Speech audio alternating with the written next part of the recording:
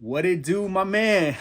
What's up, Lex One, man? We finally there, bro. Brain.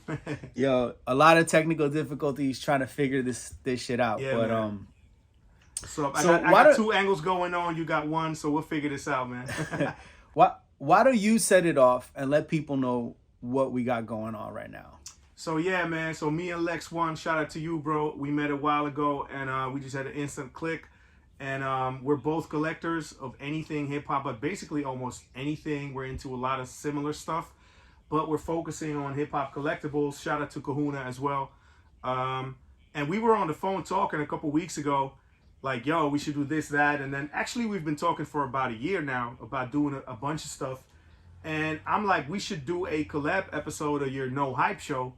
And you were like, word up, we should call it Bro Hype.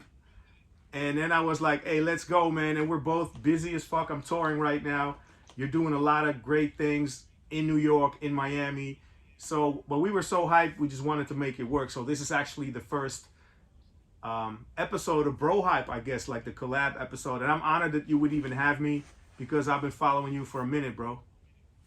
Yo, likewise, same here, man. I'm super honored and excited to do this because I don't know. It just feels like authentic. You know what I'm saying? Like it doesn't feel forced. It doesn't feel contrived. You know what I'm saying? We both buy a bunch of shit we probably have no reason to buy or no right to buy at this point in our adult lives. We probably need to see a therapist about this shit. And we both really love hip hop, and like, hip hop is the driving force of my life. Yeah, Like same it here. literally, I feel like I was thinking about it today. I'm like, yo, I'm probably brainwashed by hip hop. You know what I'm saying? Yeah, Um, can you elaborate on that though? Like that's what that means to you when you say that? I mean, like I think like growing up, like, everything had to be hip hop. The way I talked, what I did, I didn't want to bend or change for nobody, whether it was in a business. Like, the last time I had a corporate job, bro, in the middle of like being really successful at that job, I took a vacation and I went to LA and I got my fucking throat tattooed and I fucking went back I went back into work.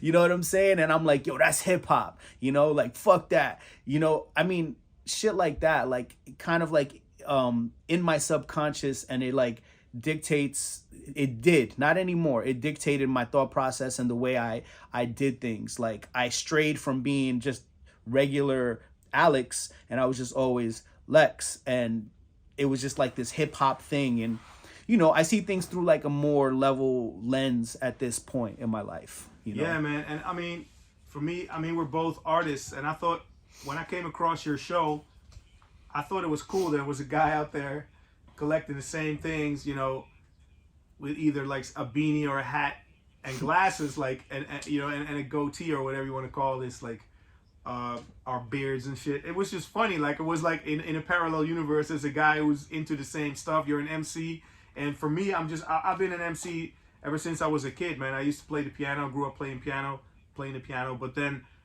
I mean, as early as 8, 9, 10 years old, I started to listen to Rocksteady Crew, Run DMC, and from that point on, I just felt I was a lyricist. I was an MC, but it was kind of like an awkward thing living in Holland, and especially, my parents are from Amsterdam, but they moved to a different spot, so I didn't grow up in Amsterdam those years as a kid. But it was kind of like a weird thing to be an MC at that time, at that point in time. And for me, it was just always like, yo, this is what. People must have looked at you like you were crazy, bro. Yes, yeah, yeah. It was somewhat of a Like strange thing, Stranger Things like season 4. But like yo, like they're like, yo, you here's this, and this is like, in no mean to put down, like a white dude in Holland and he's rapping, like, yo, that shit just should be in New York. Like they were probably like, yo. And then when you come in and you got bars and you're dope and you're like authentic and this is like what you love, it's just like, damn, bro. But like I could have seen you going through a lot of obstacles, just trying to like, yeah. yeah, definitely. So that's kind of like we should do a podcast on that alone. But for me, it was just it feels hip hop feels like something so sacred. You know what I mean? And it's to me it's a tool to bring people together, and it's a divine thing. Obviously hip hop is a culture, and one of those aspects is like loving vinyl, collecting vinyl. To me, it just goes all the way, like 200%. I go all in, in every way, shape, or form. And I know we don't have that much time right now for this. Yeah, no, I'm actually looking at my watch because my watch is my camera like controller. So like if you catch me looking down, I'm just making sure it's still recording. Yeah, Yeah, but we no, should I mean, actually do an episode on all that shit. But yeah, I got into hip hop from early on. But then when I started to really write my own rhymes, which was 88, I wrote my first rhymes. And just from there on, to me, it's just, I don't know, bro. Did you write it? Either you get it or you don't. And I think you feel the same, and Yeah. obviously, shout out to everybody else that's doing, stuff on collectibles like I Destroy, and like, I love that. I love the energy. It's similar. We all love this. We don't have to explain what it is, but it's cool to start off this first bro hype by saying how much we love the culture, Yeah, I got so much stuff I want to ask you, but I'll just save it for another episode. Honestly, we were just like, this is just gonna be an episode, and what could we talk about? And I was just like, yo, I have amassed a huge amount of music that I've purchased in the last 4 to 5 months, including Black Friday and stuff like that. Stuff that I haven't opened yet, haven't cracked open. I know you got a bunch of stuff as well. You're pressing your own records too, so there's a lot of stuff going on there. So I figured, yo, this will be a dope thing. How do you want to do this? Do you want to like I got vinyl, I got CDs, and I got tapes. Bro, I got mad vinyl, and I even have a book that I wanted to add to this music haul. All right. But I mean, we could go. You do one, I do one, or whatever. You know what I'm saying? You kick this off, bro. I'm a guest in your house. Bro, I got so much stuff here. I'm gonna start with something really cool because this just opened up a new door in my collecting, which is really bad, bro. And I think you could understand when you start opening new doors, it could get really dangerous because you're like, I'm getting something that I don't have, and now I'm looking for shit like that in that realm, and now the things that I collect goes from like here to here. So I'll make it real. I'm loving this already, but yeah, what did you get? My new thing is collecting cassettes that were recorded off the radio. Wow, yeah, you told me a while ago, man. Because I've heard all the songs. Bro, that door is gonna be, you're opening Pandora's Box 2.0. Like that's never gonna end, bro. So I found this guy selling a bunch of stuff on Mercari, and I hit him up and I bought everything he had because the prices were like pretty cheap. And what I have here is a bunch of recordings of Stretch and Bobbito, Sway in the Morning, stuff. Wow. Not Sway in the Morning, the Wake Up Show. Sorry. But it's very interesting that you really start to collect these kind of things right now, because you and I both know a lot of hip hop circulated on cassette from as early on as the 70s and the 80s. I mean, I bought a tape from Grandmaster Caz in 96, 97 of the 81 Harlem World Battle between Cold Crush and Fantastic Five. Directly from him. He was still selling tapes at that time. You still got that tape? Yeah. That's crazy. Yeah. So I got this one. This one says it's the Wake Up Show, January 1st, 1999. Okay. Ooh. And look, there's you can see here, there's a drawing on there. There's like a little B-boy on there. So like, to me, yo, that's so dope. I mean, this is a one of one. You know what I'm saying? You captured a moment on the radio. It's part of hip hop and broadcasting history. And whoever had this drew something on it. But so do you have the actual cassette? Because it's only it's inside my it's in my cassette deck. And you know what's funny, bro? Just to give people some fucking context, this is right here below the screen. It's a word Lex and I use all the time. Accidentally. It's accidentally. Yeah. We accidentally cop a lot of shit. Then I accidentally bought this Stretch and Bobbito. I can't even read this because it's kind of like messed up, but pretty much it says Stretch and Bobbito 3/31/1997 and something and Vapors 3/21/1997. So these are two different radio shows on here. That's fire. Then here, this is broken. It's on my desk. I need to fix it, but it's Stretch and Bobbito. Stretch featuring Primo 13.99. So this is when they moved over to Hot 97. But So you they're can't not. go wrong, man, with those kind of tapes. But is this somebody who just sold their whole collection, like, or was Yeah, it was it's, it you was, know, was it within like a box of actually release tapes, or like? nah. It was just, this is what the guy had listed, but he had a lot of authentic time period shit. So like I knew that these were actual dubs made at that Wow. time, you know. Wake Up Show featuring RZA. Not sure what's on here, and I just opened this box. I've been keeping this box closed so we could talk about it. Right. Bobito and Stretch 11/15/1998. Future Flavors 12/28/1997. This says Vibes and Vapors. I'm assuming that's another show from some other Kind of some dig other that, radio man. cats. Vibes and Vapors. Yeah. It's a dope title. Dope name. Bobito and Stretch January 4th, 1997. Fire.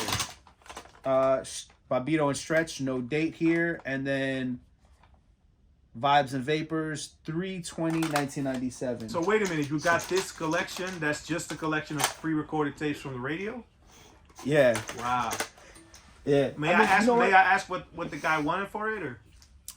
I think I paid for the first set of there were two. There was what I just opened, and then a set of three. For the first set of three, I think I paid $15, and That's then I think nothing, I paid bro. like $30 for that those other ones. So, you know, with shit like this, it's hit or miss because one, you don't know how poorly they're recorded.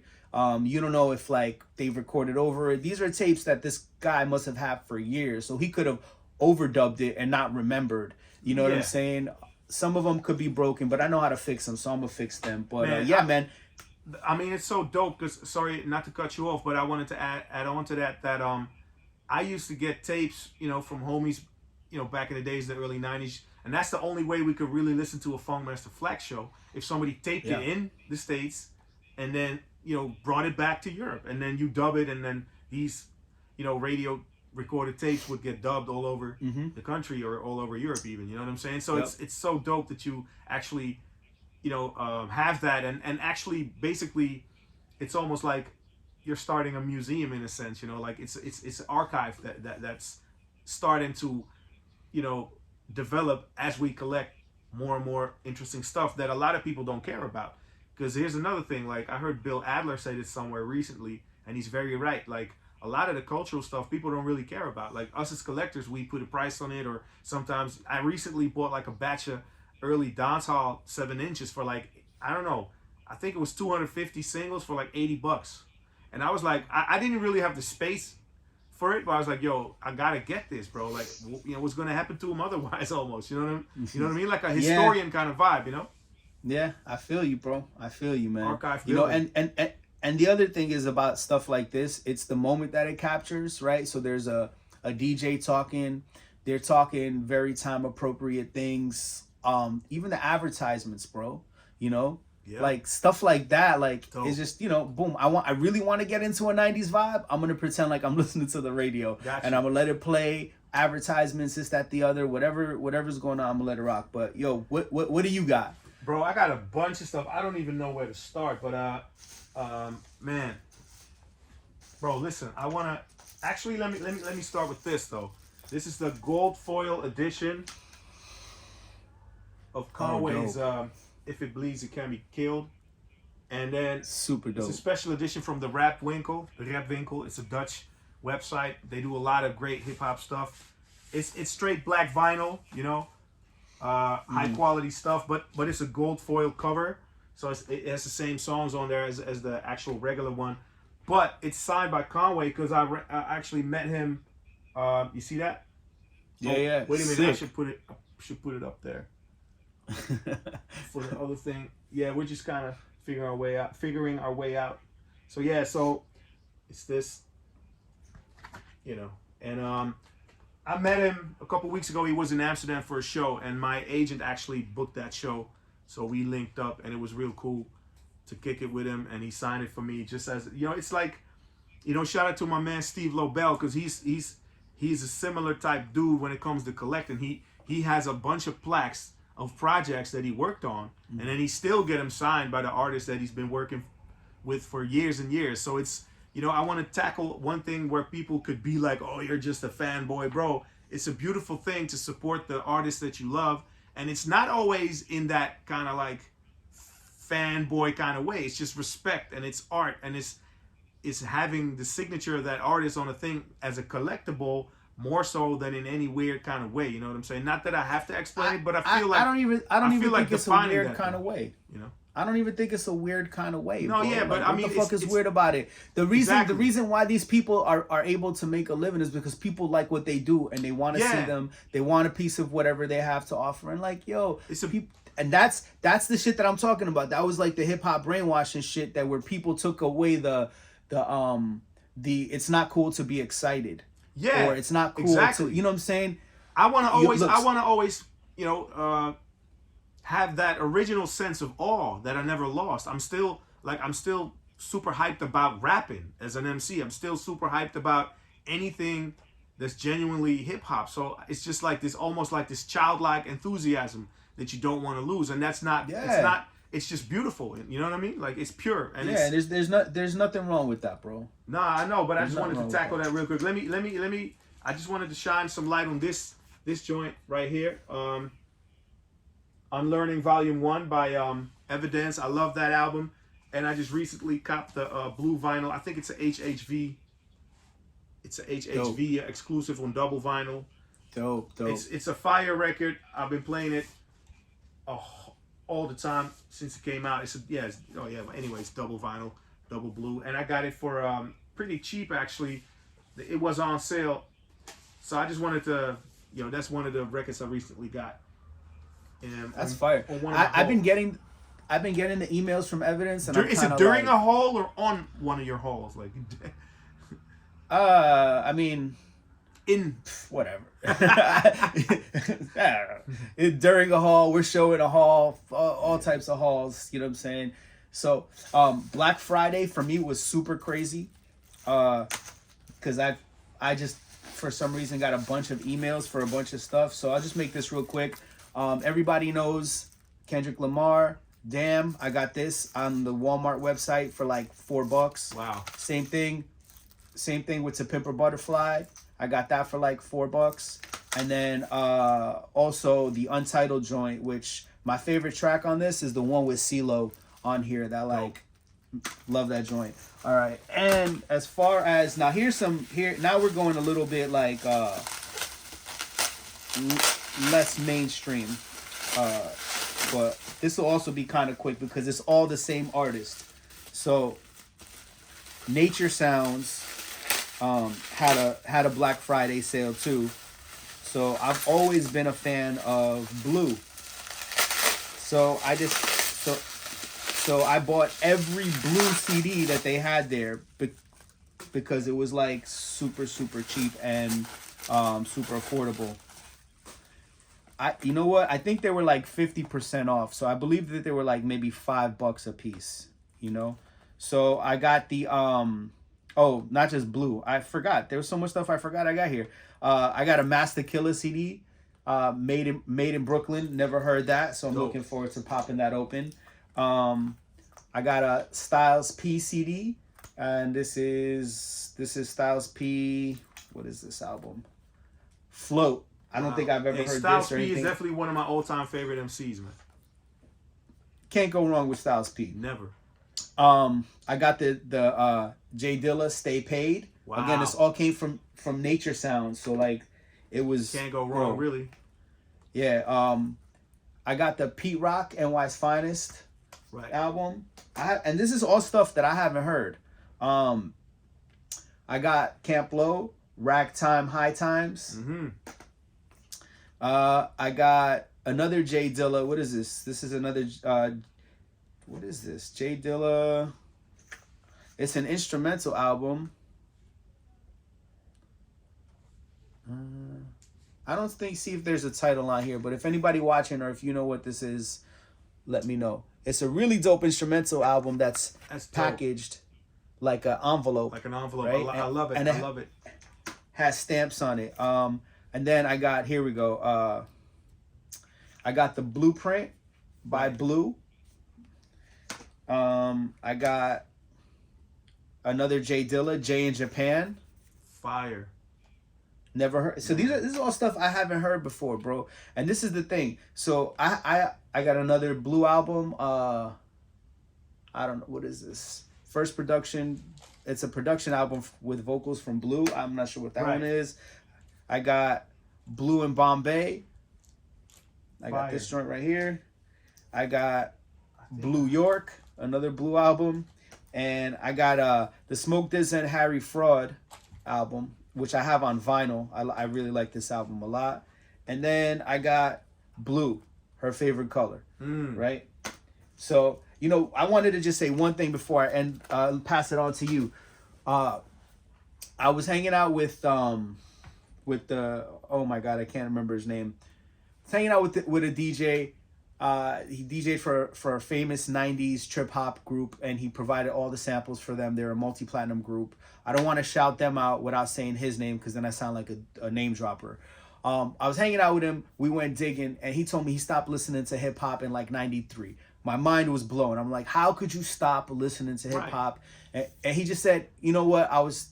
The message changed. Everything that I loved about it changed. And I'm like, so you don't listen to any new music at all? No. And his explanation was incredible. He's like, there is so much old music that I've never heard till this day.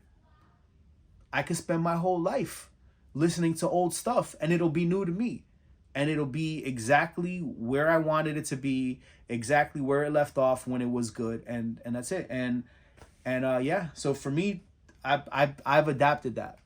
Got you, but I mean, I think you should always. But I listen to new stuff too. I know. But like, I mean, and what he says, I totally respect that. But for me personally, as an artist and a musician and a songwriter and a hip hop head, like, you always gotta keep an open mind, bro, because there's so much fire shit going on that's new as well. You know, you just gotta dig for it and maybe look, you know, beyond whatever you get presented.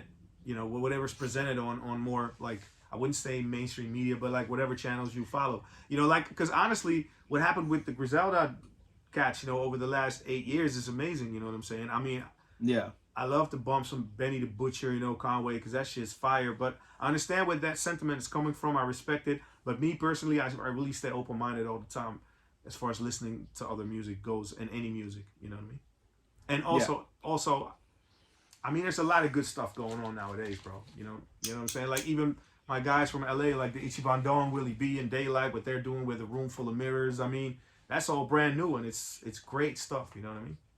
Yeah, no, I feel you, and I do listen to new stuff, but the messaging he's saying is a lot deeper than that. It's just like, I get the old stuff is not really old. You know what I'm saying? It's always gonna be the new. Thing where he's like, it's new to me. Yeah, it's gonna be new to somebody. Bro, I keep on discovering like gems of like really like great songs on, you know, super well-known albums that I haven't really checked properly from '83, and I'm not even talking about hip hop. Yeah. It could be synth pop, or it could be you know, rock. It could be anything. So tons. But anyway, you were speaking about Styles P, right? So I got some stuff from Tough Gong, you know, the label in Italy. They do a lot of great hip hop stuff. A lot of good shit is on there. And I copped SB the GOAT 3 times, bro. 3 times, but 3. Yeah, I'll show the different editions, because I got the classic black vinyl joint. It's right here. Dope. Boom. Styles P, one of my favorite MCs, and then I got the clear vinyl, I think. Yeah, super clear, like the glass joint. Dope. And then I got and it came with a patch. I got the green marble. I can't remember what they called it. It had like an actual name. The green marble joint. Dope. And man, I should have known the name, because I actually named my own final releases and the colorways, like elaborate names and really concepts behind them. But this is the actual patch that came with it. But these were all, bro, it's amazing. These were all on sale for like 50% off. I can't remember if it was Black Friday or whatever, Yellow January. I don't know, then. But it was. Yeah. You know, it was great. And I mean, I want to just zoom in on this old school joint that I think I texted you when I was at that store. I was just getting like, some tech stuff, for the show and just some hard disk stuff. And I ran into this joint, like Houdini, bro, Escape. And it's a music on vinyl reissue that it's actually a Dutch company. But it's on blue vinyl and it's so fucking fire. It was only 12 euros and 50 cents, which is nothing for this classic on blue vinyl, bro. Come on, man. This is like 5 Minutes of Funk is the first joint on side A. You can't go wrong. You can't go wrong. Super classic. So I just wanted to show that. That's just like, and that's just me digging. I had to get headphones and some stuff for my laptop and shit like that. I said tech stuff, but you know what I mean. But yeah. But then I ran into like a small crate that was there, and I was like, oh snap, let me go dig. And then I found that Houdini joint, and it's just, I found a bunch of weird stuff like this joint, the Doll Squad, on green vinyl, and it's like, it's a original motion picture soundtrack. And it has the DVD of the actual film with it. So I thought it was cool, to grab some stuff that you don't know just has fire artwork. But yeah, that's just one of those things where you're like, hey man, yeah, you go back to you, bro, because what's that? I don't know. I have no idea. I love that you really kept them like. Bro, I'm not even lying. I got packages. I just got these out the box. What's that? Yo, you're gonna love this. You're gonna love this. You may have even ordered this, or if you haven't, I don't know what's wrong with you, bro. But oh snap! Is that what I think it is? The golden. Yeah, bro. The gold Nas. Yeah. Joints. We were talking about this last week, bro. That's fire. Ooh, the way they did that gold dope. foil on the tape is amazing. Bro, these are dope. Is that King's Disease 3, right? It's KD3. Yeah, it's King's Disease 3.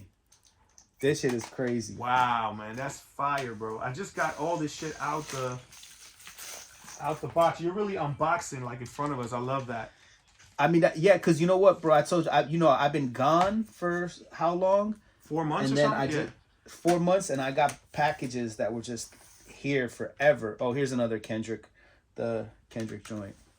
And then here's something I got burnt. On. So I bought this Wu Massacre CD. Dope. Because there's different cover variants that cover's for it. Fire. And when I opened it, it did not have a Wu Massacre in it. It was an Erykah Badu thing. So I got burnt. What did you pay for it? $3. Oh, okay. You can live with that. Hey, speaking of Wu, I could live with that. I wanted to just show you this as well, bro. The Streets of Shaolin. From the Streets of Shaolin. From the Streets of Shaolin by S.H. Fernando Jr. I copped this book last week on sale for like $12 or $13. It's relatively new. I think it was made in let me see. I think it was it came out in 21 or 22. Let me see. But yeah, 21. But looks great. It's like a silk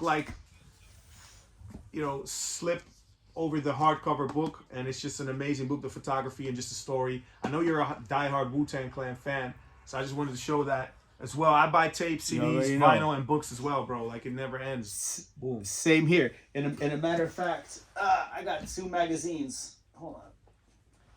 I got this came in the mail. This Stress magazine with Fat Joe on it. Dope. I used to always cop the Stress mags, man. And then I got a new one. This came out. This Tupac. It was just a straight up Tupac magazine. I saw it at the supermarket. Dope. I had to cop it. Yeah. And what you got? You got something else? Yeah, I wanted to mention this. I love Ito. He's an MC from New York. I got this 10-inch from Ito. It's a Tough Kong release. So I gotta hear that. Is it fire? Yeah, it's motion picture. And Ito is just, his stuff with, obviously his stuff with Flea Lord is dope. And I just love his voice. He does a lot of great stuff. But I also love the 10-inch format, 7 inches, 10 inches, 12 inches, everything. And, I got this on sale, from the Tough Kong site. So I just wanted to shout out Tough Kong and also mention Ito because I love his art and his skills as an MC and just his work. I love what he does. Yeah. So I got that. Yeah. So you got something You else? got, I got a bunch of vinyl here, bro. I thought we was gonna do vinyl, and I know you got CDs. I And got tapes. vinyl too. I got vinyl also. I was saving that for last. Oh, Actually, that's dope. I can't find one of the CDs that I got, which is super dope, man. It's a Alchemist CD, Alchemist and Boldy James. It's a Super Tecmo Bowl. So they did the how do you call it, the old school Nintendo video game. Right. I don't know where I had it here a second ago, but whatever. This is all chaotic. Yeah. Yeah. I'm a rinse through these real quick because I definitely pushed my time over here. Got you. But I got my boy DJ Snips from the UK. Super dope producer, super dope DJ. Love this guy to death. He did a reimagined this is a 7-inch on his own record label, Barbershop Records. Super dope. Nice. Then I got this. Oh snap! I mean, you cannot go wrong with that cover, bro. I've seen that though. Yeah, it's like a remix thing. So it has Rock Boys, Public Enemy, Public Enemy edit, Blue Magic, Eric B and Rakim edit. I haven't even opened this yet. I don't even know what this sounds like. Can't wait to listen to it though. And the rest of the stuff is gonna be stuff that I got on sale, and I'm gonna just rinse through this real quick. Yeah. Celia Cruz. Nice. All right. Is that a limited edition exclusive? What kind of Yeah, vinyl it's is a it? limited. It's a limited edition tangerine vinyl. I love that tangerine. This vinyl. is a Target exclusive. Got this on sale. Sick. And then there's two covers that I'm looking for. This is the Danger Mouse. Right. The Gray album. The Gray album. Right. So it's an unofficial release. They're all unofficial releases. Right. I'm looking for the other one. And then Walmart Black Friday Gold Limited Edition exclusive. Yo, Nipsey Hussle. Man. Victory Lap. Wow. Rest in peace, Nipsey Hussle, man. I love Nipsey Hussle, man. Rest in peace, man. I'm so bummed out about that every day. Then Nasir, the Nas album that Kanye produced. There's one good song on here, in my opinion. Like one great. Adam and Eve. Nah, the one that sampled the Slick Rick joints. Cop shot the kid. Right. You know what I'm talking about? I actually love the project. I love that Ye was doing like 7-track projects for a minute there. That what kind of vinyl is that? Is that? Nah, this is just a regular black vinyl. I'm pretty sure. It's dope though. Nasir, yeah. I love that album. This album right here, though. Alright. This right here. Have you heard this? Yeah. Tyler the Creator, yeah, Call Me If You Get Lost. Beautiful album, man. Definitely. I love this album. I mean, I love Tyler anyway and everything he did, but the last two albums are definitely extra fire, like different and very well thought out. I love that. And all these albums I'm showing you were like 50% off on Black Friday. Wow. Right? Childish Gambino. Love this album, man. Awaken My Love. This is a Baby Boy Blue vinyl, Walmart exclusive. And Great. Then what's the Nipsey a double vinyl? Yeah, it was a double vinyl and it was gold. And here we go, Childish Gambino, Camp. This is another super dope album by Childish Gambino. I've been a huge fan since day one. Man. This is a Walmart exclusive. Bonfire red vinyl. All these are still sealed, man. I haven't even. Bro, I love that, man. Bro, that's a fire stack of records. I want to end this real quick by since we're talking Black Friday. Actually, it's a shameless self plug, but I put out my album Determination on Black Friday, and it came in 2 colorways. I just want to show it as a collector, really. Is this album a Dutch album or an English album? It's in English. So, okay. But this is the mint condition bars colored one. It's kind of like a mint, kind of like white and green marble. And then I did another one, a limited edition, which is Lemon Haze. Obviously, inspired by, That's dope. And I'll hold it. Let me hold it the right way. But anyway, yeah. So that's kind of like a yellow and black smoke record, and then it comes with an insert.